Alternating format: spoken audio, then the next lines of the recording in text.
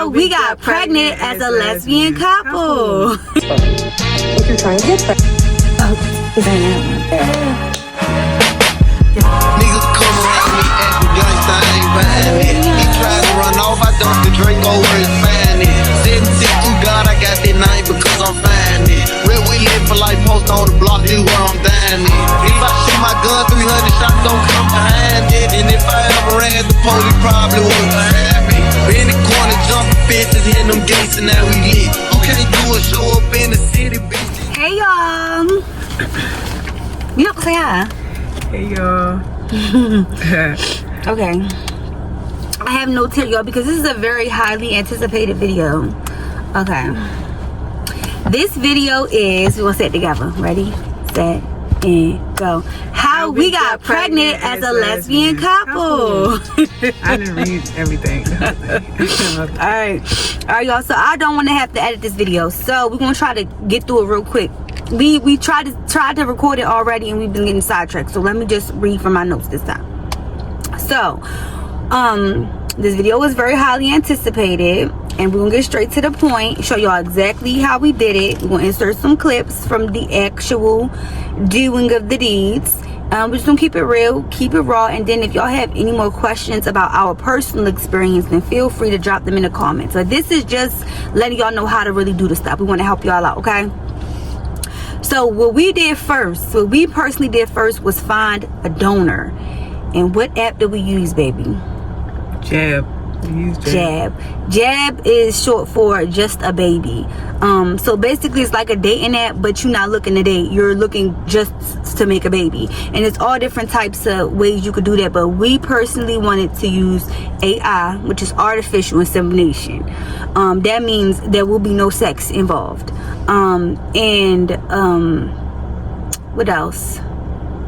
Oh, and there will be no co-parenting involved. It's just you're acting as a sperm donor, literally. So on the app, you can swipe left, you can swipe right, like it'll be their pictures and their profile with a little bit of information about them. But you can also, what I like about that app, just like a dating app, you can like put your filters in. So we filtered it by race, filtered it by vicinity, because the app is worldwide, so we wanted it to be US. We didn't mind traveling, long as it was, you know, in the United States. What else did we filter by? Oh, and we filtered by type of insemination. It had to be artificial insemination, and we were looking for somebody that just wants to be a sperm donor, not a co-parent, because you could do that on that app as well. But that's what our filters were for finding our donor. I got through that quick, didn't I? Okay, so me personally, we didn't have to swipe a lot, because I was like 2 swipes in and I was like, he's the one, like this is the one. Like read the profile, saw the features, I'm like, yes, this is who needs to be our sperm donor. But when I tell y'all, it was like literally 2 swipes in, and I just wanted to share this because it's probably a unique experience. Other people probably had to swipe for a long time. We swiped like twice and it was like, oh yeah, he's the one. But you know, it was so early on, baby, it was kind of like not sold on that, which is understandable. So I kind of wanted you to give your point of view on like that thought process. Like, what was it like what made you come back and say, oh yeah, you know what, she right, this is it, like this is him? Cause like we kept running into other black people, but it just started, I don't know, they just kind of started like, they weren't making sense, like features and all that stuff. And then like I kept looking and I was like, this really does probably like a good match. Mind you, I didn't think he looked like me. I just knew like this made sense. But she get to keep looking and pointing out features. After a while, I'm like, oh shit, it was funny. Like, is this nigga my dad? No, I'm joking. And then like, so it just made sense. Even the height, location. She wanted them to be tall so bad. That was her probably only stipulation. Like, he got to be like 6'1", 6'2". Just so it can match everything. It's just, I wanted to make sense. I wanted it to make sense from head to toe. So yeah, I agree. So I was just like, okay, I kept going back. Like, I was like, okay, well this don't sit. This not good. It's not good. And I kept going back right here. And I was like, his background not bad. this, like, just what we had, what I looked at wasn't bad, so it made sense. And it gets better. But let me get to that part. It gets actually better. I hope y'all get just as lucky with a donor as we did. I really hope y'all do. But so after reviewing his profile, we reached out to him on the app. Then we exchanged numbers, and then we talked a little bit on the phone about his process. He told us how long he'd been doing it. He told us a lot about himself. It was just still, the flags was pretty green, so we felt comfortable enough to move forward with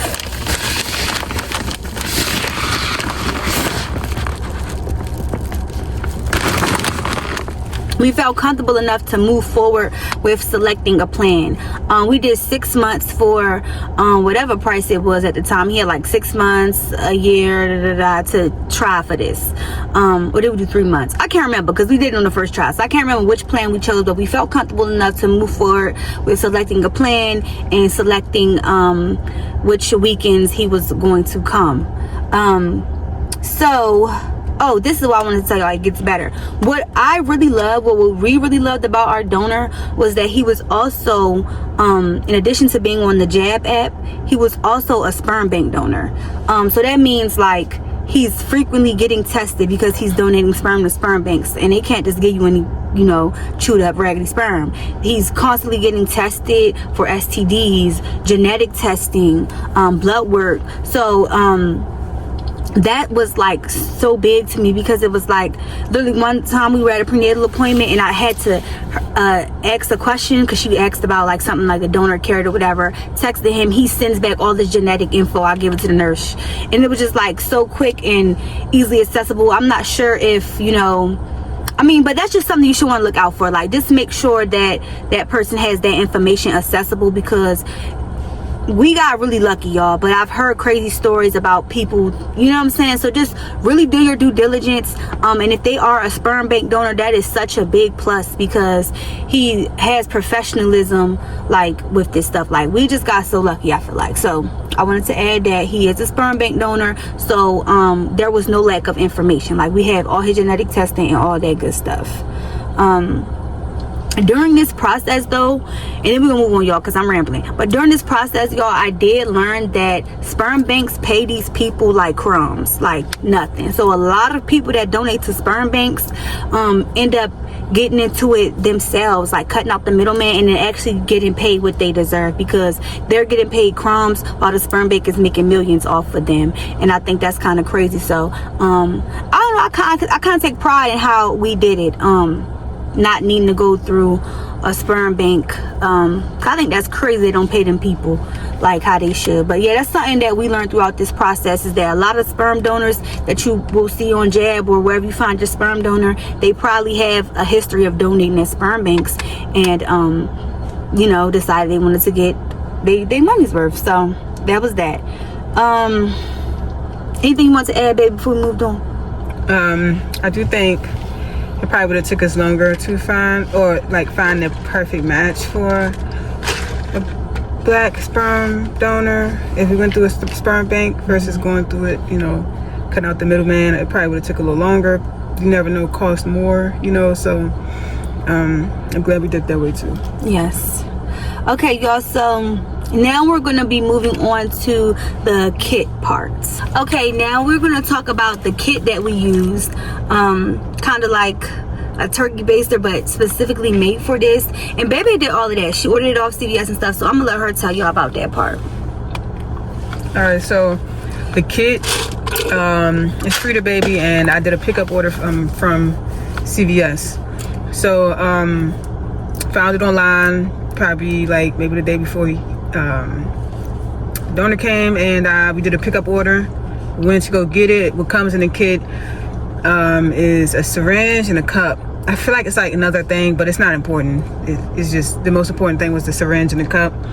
And yeah, that's pretty much what comes with the kit. I'm about to insert this video of us when we went to go pick up the kit from CVS. 1, 2, 3, come on.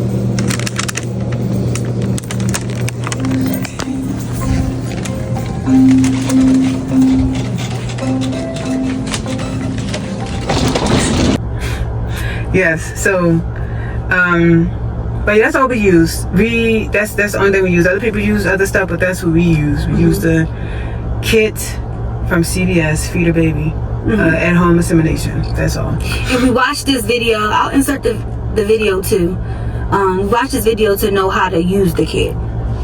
Yes. If you're trying to get pregnant, here's how to use an at-home insemination set. First, collect your sample and pop the lid back on until you're ready to use it. When it's go time, use the applicator to draw the sperm up and then pop the cap on so you can get into a comfortable position. And then when you're ready, gently insert the applicator up to the cervix and deposit the sperm. And then the only thing that's next is this. Yep, see, I told you it was gonna be easy. Oh, we did get another tool, y'all. We used it, but it was frustrating for me to use. I don't necessarily recommend it, and I think we would have been just as successful without it. But in case you needed this, we also got this. But like I said, I just wanted to add that in there because we got it. Not necessarily that it worked, but you know, it might work for you. Yeah, so now it's time to talk about actually doing it. Yes, so how it actually ended up happening was the donor, he was already used to this, so we ended up just giving him the kit. Yeah. So he handled all of that, and then once it was ready, like he just passed it off to us.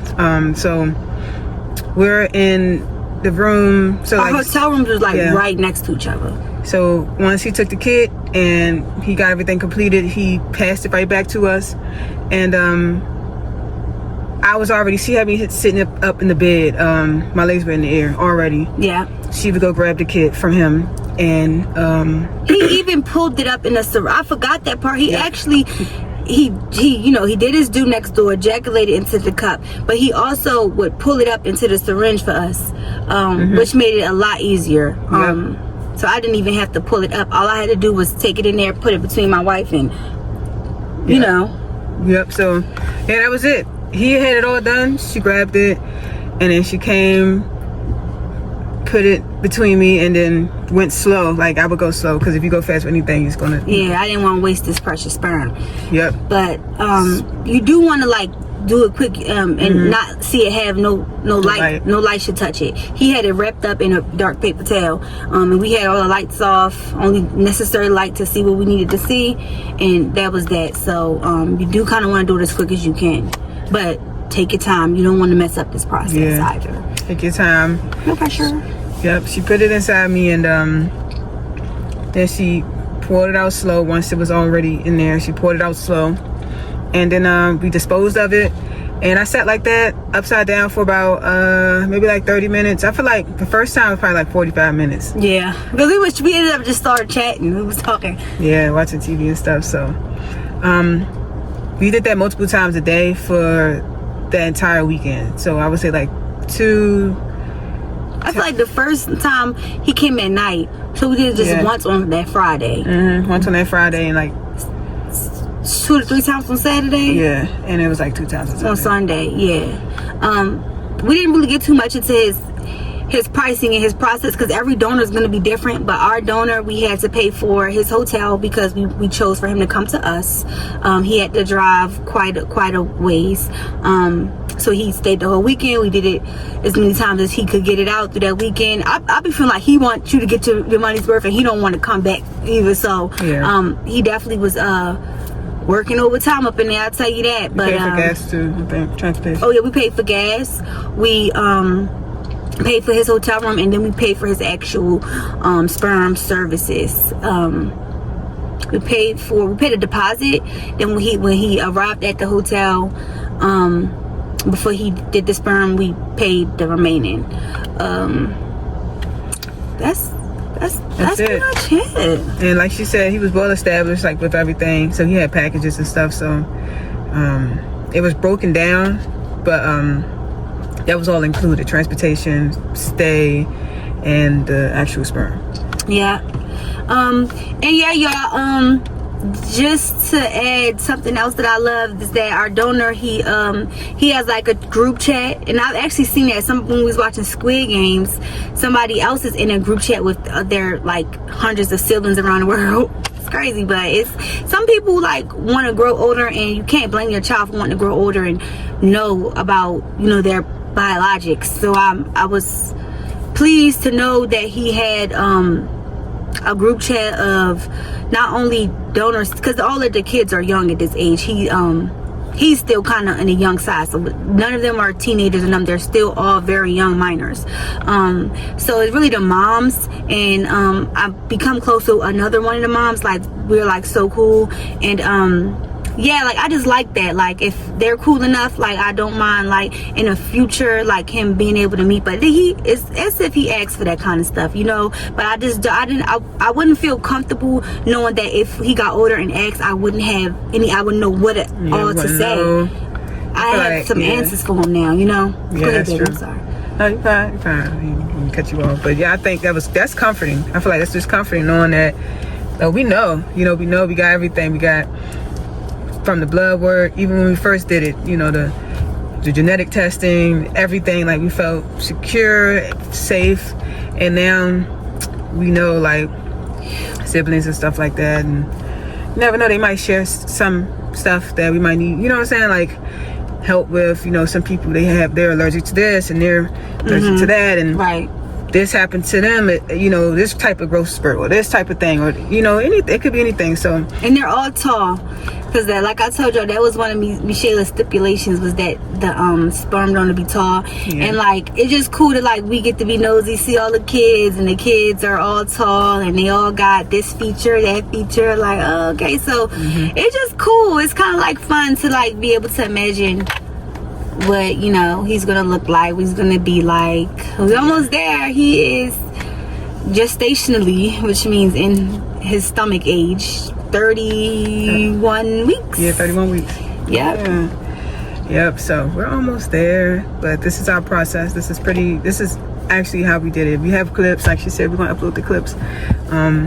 It's very, you know, transparent, you know, just straightforward. I don't want to, you know, we just want to give it to y'all, you know. I know y'all have, you know, like more questions and stuff like that. I feel like maybe but this was just strictly like how we did it, what to use, how to find a donor. Like, those are questions that we get a lot. So there's more questions, put them in the comments, we'll do a separate video. But this is how you get pregnant as a lesbian couple, how you find a donor, what you need, and how to use it. I wish y'all the best of luck, seriously, because this stuff can be stressful. We can't relate to that, I ain't gonna lie, but once you get into reading the horror stories and shit, so I want this video to, like, help avoid that kind of stuff. Like, be careful, know what you're looking for, things of that nature. Know what you're looking for. Even when it comes to contracts, he signed a contract. Oh yeah, he did. If some people are uncomfortable with signing contracts, I mean, I feel like that would be a red flag. Red flaggy. So, you know, this man didn't want somebody had put him on child support before for a child he helped conceive that he had no, you know, like how he did for us. That's like us going to put him on child support knowing damn well we didn't want him to have nothing to do with our kids. So, like, he's scarred from that. So he ain't have no problem signing no contract. Like, you know what? I should be making motherfuckers sign contracts, matter of fact. But this is how you do it. This is pretty much how you do it, you know. Any questions, comment it down below, because I think a second video, we have so many questions on our Instagram and stuff like that. So many. I think we can do a Q&A, so we would love to answer y'all questions, you know. Y'all don't mind my nails. I'm trying to wait till my birthday to get cute again.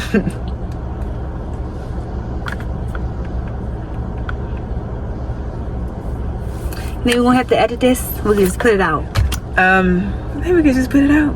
Yeah, it should be like 15 minutes maybe. Yeah. Good for us. Good for us. That's our third take. I ain't gonna hurt you. Yes, I'm just so happy. That's how you got here, bud. How I met your mother. Say no, bye, y'all.